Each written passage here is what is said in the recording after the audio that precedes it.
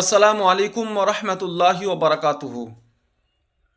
আপনাদেরকে আজকে একটা গুরুত্বপূর্ণ ঘটনা ছোট্ট করে শোনাবো, ইনশাল্লাহ শুনেন, খুব মজা পাবেন। হজরত ঈসা আলাইহিস সালাম আমার নবী পাক সাল্লাল্লাহু তাআলা আলাইহি ওয়াসাল্লামের আগের নবী ছিলেন। তো তিনি কিভাবে হজ করেছিলেন আর সেখান থেকে আমি কি বোঝাতে চাইছি ঘটনাটা শুনেন ছোট্ট করে, তারপরে ইনশাআল্লাহ তাআলা বুঝতে পারবেন।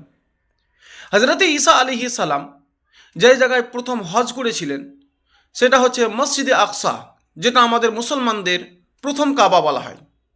এবং সেই মসজিদটা হজরতে সুলাইমান আলাইহিস সালামের মাধ্যমে তৈরি হয়েছিল, যেটা জিন জাতিরা তৈরি করেছিল। সে ঘটনা আমি পরের ভিডিওতে ইনশাল্লাহ জানাবো। যেটা বলতে চাইছি, হজরতে ঈসা আলাইহিস সালাম তিনি যখন হজ করব বলে মন্তব্য করলেন বা চিন্তাভাবনা করলেন, তো সে হজরতে ঈসা আলাইহিস সালামের একটা গাধা ছিল।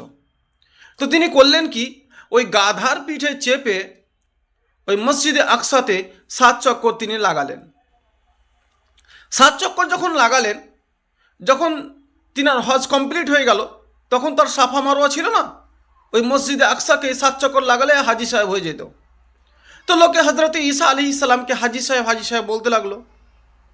তখন গাধার মনে একটা চিন্তা আসলো যে হজরতে ঈসা আলাইহিস সালাম আমার পিঠে চেপে উনি 7 চক্কর লাগালেন, তিনি তো আমার পিঠে শুধু বসেছিলেন, তিনি পায়ে হাঁটেননি, আর আমি পায়ে হেঁটে 7 চক্কর লাগালাম মসজিদ আকসাকে।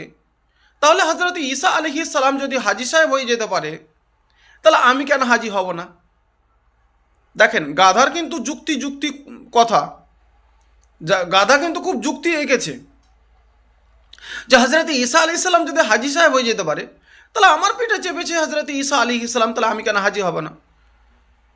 জগৎ বিখ্যাত একজন আল্লাহর ওলি, যার নাম হজরত শেখ সাদি রহমতুল্লাহ তাআলা আলাই, তিনি লিখেছেন একটা কিতাবের মধ্যে যে গাধা, তুমি গাধায় থাকবে, গাধা কোনোদিন হাজি হবে না। বলার উদ্দেশ্য হচ্ছে এটাই, হাজার হাজার লাখ লাখ মানুষ মক্কা মদিনা শরীফে যাচ্ছেন হজ পাকের উদ্দেশ্যে, উমরা পাকের উদ্দেশ্যে। যদি আপনার অন্তরকে সুস্থ শুদ্ধ করে না যান, যদি আপনার অন্তরকে কলবে সালিম তৈরি করে না যান, যদি নফসের মোকাম পার করে না যান, তাহলে সেই গাধার মতন আপনার হজ করা হবে।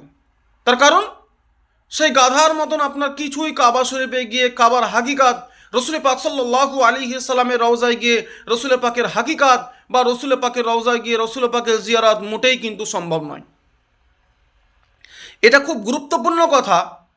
আগামী সময়ে ইনশাল্লাহ তাআলা পরের ভিডিও, তো অপারেশনের ভিডিও ইনশাল্লাহ তাআলা আপনারা বুঝতে পারবেন, দেখতে পাবেন। এখান থেকে আজকের জন্য এতটাই। সকলেই সুস্থ থাকবেন, ভালো থাকবেন। আপনাদের জন্য দোয়া করি, আল্লাহ পাক আপনাদেরকে ইমানদার তৈরি করে এই পৃথিবী থেকে যাতে ইন্তেকাল হয়ে যান, বা যখন মওত হবে তখন যেন ইমান নিয়ে পৃথিবী থেকে যেতে পারেন, সেটা আমি দোয়া করি। সকলে লিখবেন আল্লাহুম্মা আমিন। আজকের জন্য এতটাই। আসসালামু আলাইকুম ওয়া রাহমাতুল্লাহ।